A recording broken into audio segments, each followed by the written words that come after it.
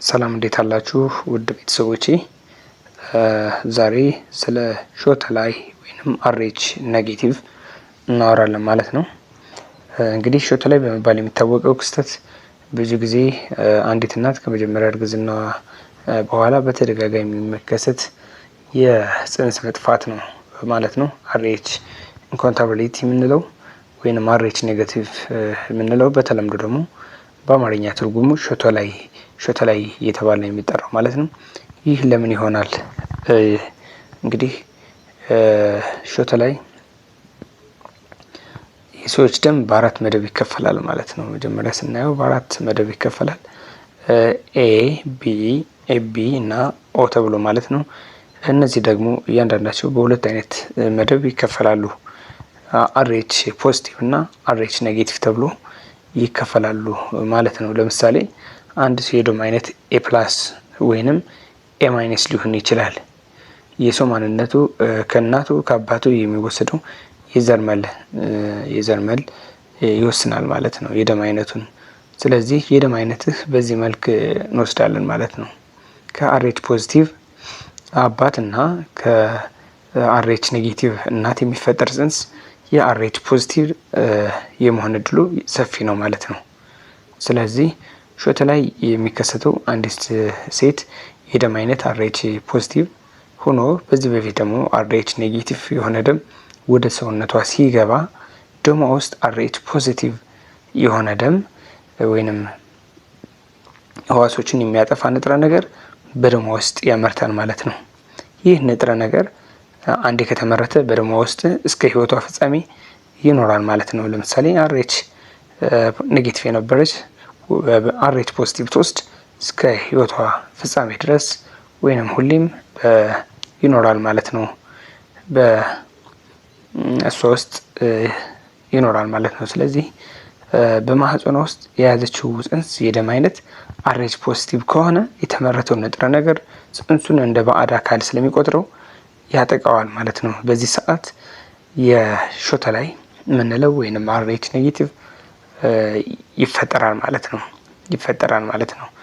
ስለዚህ በዚህ ምክንያት በተደጋጋሚ የምትይዘው ጽንስ ደም አይነት አርኤች ፖዚቲቭ ከሆነ አስፈላጊውን ሕክምና ካልተደረገላት ይሞታል ማለት ነው። ስለዚህ አስፈላጊውን ክትትል ማድረግ አለበት ማለት ነው። እንግዲህ ካወቀች ቀን ጀምሮ አርኤች ፖዚቲቭ ሆና ካወቀች ጀምሮ አስፈላጊውን ሕክምና ማድረግ ይኖርባታል ማለት ነው። በጣም አሳሳቢ ነገር ነው። የደም አይነት አርኤች ኔጌቲቭ ከሆነ ግን በጤና ይወለዳል ማለት ነው። ለምሳሌ ማለት የባለቤቷ ማለት ነው ወይንም ይሄ ባሏ አርኤች ኔጌቲቭ ከሆነ ምንም ተጽዕኖ አሳደረም ማለት ነው። ተመሳሳይ የደም ግሩፕ ነው ያላቸው። ስለዚህ ምንም አይነት ተጽዕኖ አይኖረውም ማለት ነው። እንግዲህ በህክምናው ዓለም ብዙ አይነት ህክምናዎች ይኖሩታል ማለት ነው። ለምሳሌ የደም አይነቷ አርኤች ኔጌቲቭ የሆነች እናት ህክምናዋ በሆስፒታል ውስጥ መሆን አለበት። እንግዲህ ሲሪየስሊ መታየት ያለበት ጉዳይ ነው ማለት ነው። ስለዚህ አርኤች ኔጌቲቭ የሆነች እናት ወይም አርኤች ኢንኮምፓቲቢሊቲ ያለባት እናት ህክምናዋን ፎሎአፓን በሙሉ በሆስፒታል ማድረግ ይኖርባታል ማለት ነው። በደሟ ውስጥ ያለውን ንጥረ ነገር መጠን መለካት፣ የጽንሱን የጉዳት መጠን በማየት ብዙ ሳይጎዳ እንዲወለድ የሚደረግበት አጋጣሚም ይኖራል ማለት ነው። በሆስፒታል ክትትል ካላት እንደዚህ አይነት ድጋፎች ይደረግላታል ማለት ነው። በሀገራችን ደግሞ በቅርቡ የተጀመረ የጽንስ በማህፀን ውስጥ እያለ ደም በመለገስ እንዲያድግና እንዲወለድ የሚያስችሉ ሁኔታዎችም ተፈጥረዋል ማለት ነው። ስለዚህ አርኤች በጣም ቀለል ብሎ የሚታይ ነገር አይደለም። ሲሪየስሊ ሊከታተሉት የሚገባ ነው ማለት ነው። እንደ አርኤችን ሁሉም ሰው ሊያውቀው የሚገባ መጀመሪያ ላይ መከላከል የሚቻልበት መንገድ አለ። ለምሳሌ ማንኛውም ሴት ከማርገዟ ወይንም ማንኛውም የደም ከመውሰዷ በፊት የደም አይነቷን ማወቅ ይኖርባታል ማለት ነው። ስለዚህ ምንም ነገር ከመደረጉ በፊት ወይንም ደም ለምሳሌ ደም አስፈልጓት ደም ትወስድ እናት ከሆነች የደም አይነቷን ቀድማ ማወቅ ይኖርባታል። ስለምትወስደው ደም ማወቅ ይኖርባታል ማለት ነው። ሌላው የወንድ አጋሯ የደም አይነት ማወቅ አለባት ማለት ነው። እንግዲህ ስለዚህ አንድ አርኤች ኔጌቲቭ የሆነች አርኤች ፖዚቲቭ ነው፣ አርኤች ኔጌቲቭ ነው የሚለው የደም ግሩፕ የትዳር አጋሯን ማወቅ ይኖርባታል ማለት ነው። ስለዚህ የትዳር አጋር በሚመርጡበት ጊዜ የደም አይነታቸውን መለየት ይኖርባቸዋል ማለት ነው።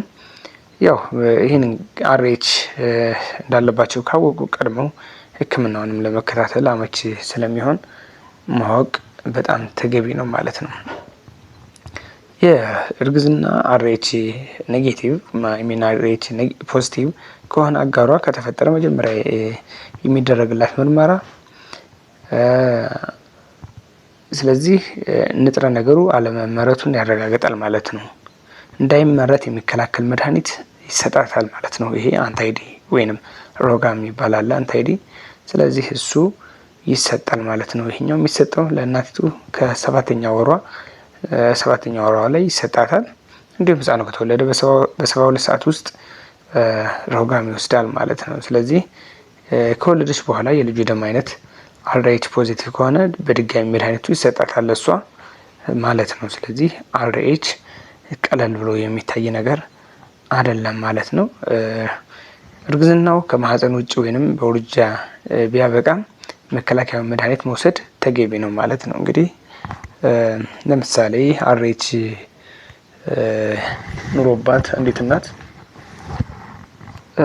በሰላም ባትወልድ በውርጃ አማካኝነት ቢሆን ሕክምናውን ወይንም መድኃኒቱን መውሰድ ግዴታ ይኖርባታል ማለት ነው። ቀጣይ ለምታደርገው እርግዝና መድኃኒቱን መውሰድ የግድ ይኖርባታል ማለት ነው። ስለዚህ አርኤች በቀላሉ ይህን ይመስላል።